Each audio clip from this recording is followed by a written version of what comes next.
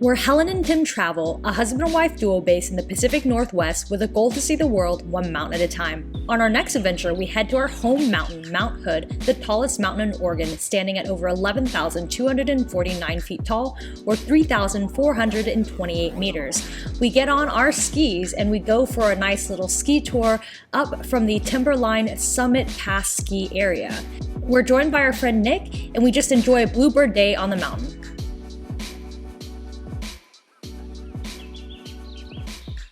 Located just 55 miles or under an hour and a half from Portland, Oregon, the Summit Ski Area, located in Government Camp, now operated by Timberline, is a great place for some family fun skiing as well as some ski touring. So it is currently just after 7 and the mountain traffic is already really bad. I mean, I would imagine by 8 o'clock this place is going to be backed up. The Summit Ski Area sits at over 4,000 feet or 1,219 meters. Made it. We're at the Summit Ski Area, gonna be doing a little bit of ski touring today with our friend Nick. So we are doing some backcountry skiing today. We are here in the Summit area, getting an earlier start. It's about 8 a.m. Make sure, do not forget your snow park pass if you're headed up this way. So we put the skins on our skis. They essentially are a way to help you travel uphill on snow. Actually, ours are nylon, not wool. It's going to be a nice, beautiful morning for some ski touring out at Summit. Tim putting on his ski boots. So the difference between ski boots and alpine or backcountry skiing boots, Tim, do you want to tell them?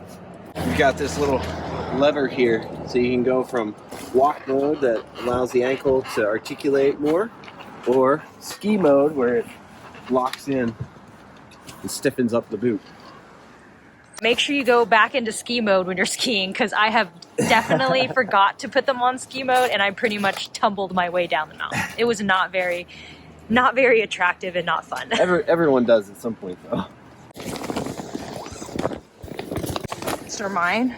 Ultralight atomic backland boots. We've got the full atomic setup. So we are up at Government Camp in the Mount Hood area. It is our favorite place to go ski touring, close to home, about an hour and a half. And we are going to just be spending a few hours on the mountain today, trying to beat some traffic back into town because it's going to be quite a busy day. About to do a transceiver check.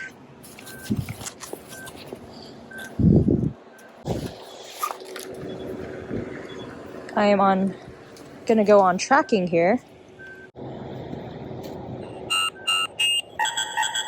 Alright. 6, 23, 21, 24. I have 3 people. Okay. I think there's too many people in the parking lot. Yep, gotcha.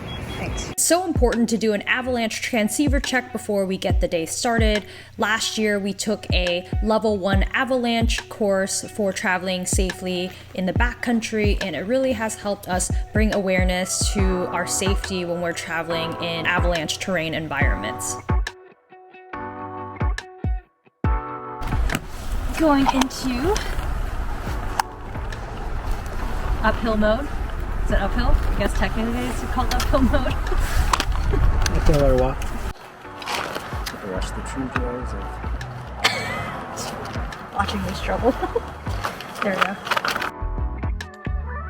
In many ski resorts, there are designated uphill ski touring areas, and in the Summit Ski Area, there are 2 trails that we're usually on, and that's the Alpine Trail as well as the Glade Trail. The Alpine Trail is about 3 miles one way up until the main Timberline ski area, and ski back down on the groomed trails. A little bit out of skiing shape. Tim and I tried to ski at least 3 or 4 times in resort skiing, or I guess on the groomed inbound trails, but we will try to do more backcountry because it's free and less crowded and way less traveled. So the Summit Ski Area actually used to be privately operated, but since this year, Timberline Lodge, or the private operators of Timberline, have purchased this area, so A lot of changes, but for the good in terms of better operations. Reverse stance, it's already more maintained than in the past. Well-marked uphill markers. From the summit ski area, you can see Ski Bowl, which is another resort here in the government camp Mount Hood area.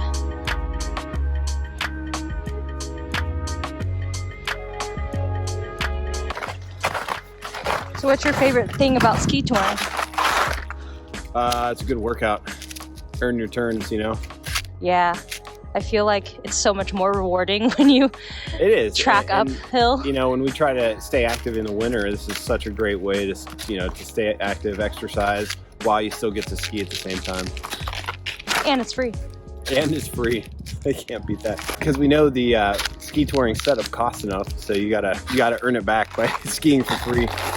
Initial cost for ski touring can be expensive. Gear is around $1,500 to upwards of $2,500. Yeah, we know that's expensive, but once you get out in the backcountry, you can ski all of these trails for free, and typically you can get away from all the crowds.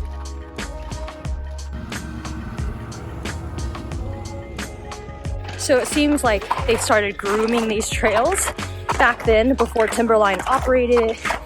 It was never groomed, so it is nice to have more of a defined track, and it's just much nicer when you are ski touring up this. So on the steep section of the trail, quite exhausting. There's a section that pretty much is straight up for a good at least 500 to 700 feet on the Alpine Trail. Losing my breath.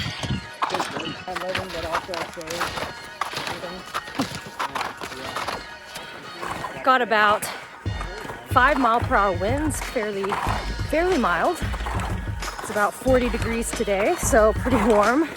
Actually, I think it's more like mid-30s, but it's gonna be warmer later. Low avalanche danger today. Everything was in the green. Some wet loose is possible later in the day with the warming temperatures. So Tim and I took an avalanche awareness course, or also the Area 1 course last season, and we learned a lot about reading the conditions, being aware of snowpack, as well as safety in the backcountry, how to rescue people in the backcountry, using shovels, probes, and of course effective ways of navigating our transceivers, our avalanche transceivers. Yeah, highly recommend it, the Area 1 class.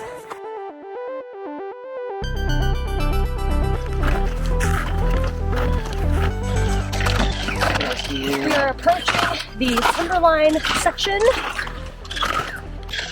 Actually, it's all Timberline now, technically. We are approaching the groom trails in the upper Timberline. About to hit the Timberline area. So the Alpine Trail essentially connects with the Timberline ski area.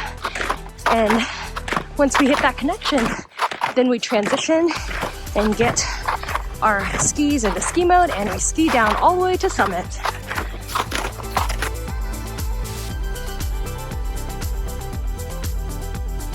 This is where some of the groom trails and traffic starts to pick up in the Timberline area. As you see, some sharing our tracks with them snowboarders. See beautiful Mount Hood in the distance. Can't ask for a better January day on the Alpine. There you go. We are out here in Summit. Woo!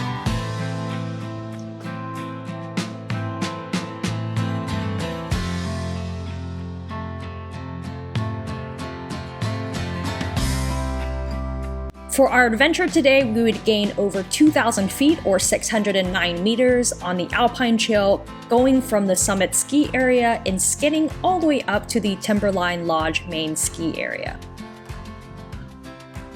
What's going on, Nick? Wait. Wrong face. Wait, I'm going the wrong way. Bluebird Day.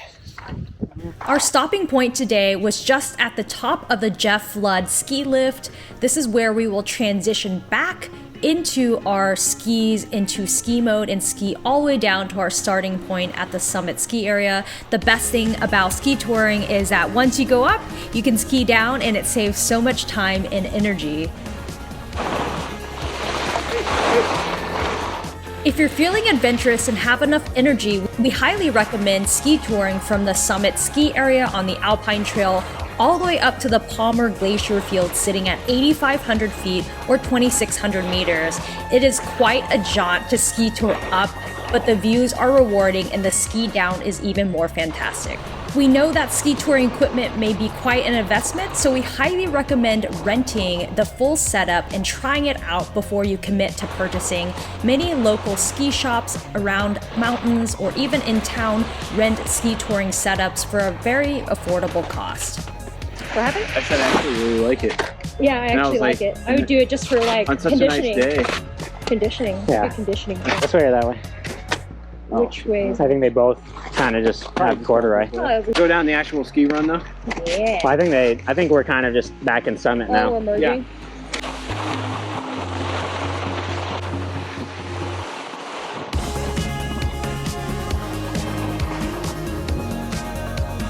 Our total time on the mountain today was about 3 hours, 2 hours skinning up, 30 minutes transitioning, and about 15-20 minutes skiing all the way down from the Timberline Lodge to the summit ski area, our starting point.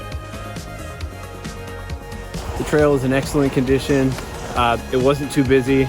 Everything was perfect. It was a great day. What'd you think, Optimistic Prominence? It was pretty fun. I had a good day. Nice sunny day with the mountains out. Yeah, Can't beat it. can't beat it. Made it all the way down to summit, skied all the way down from Timberline. I think the group verdict is that these new groom trails are 5 thumbs up.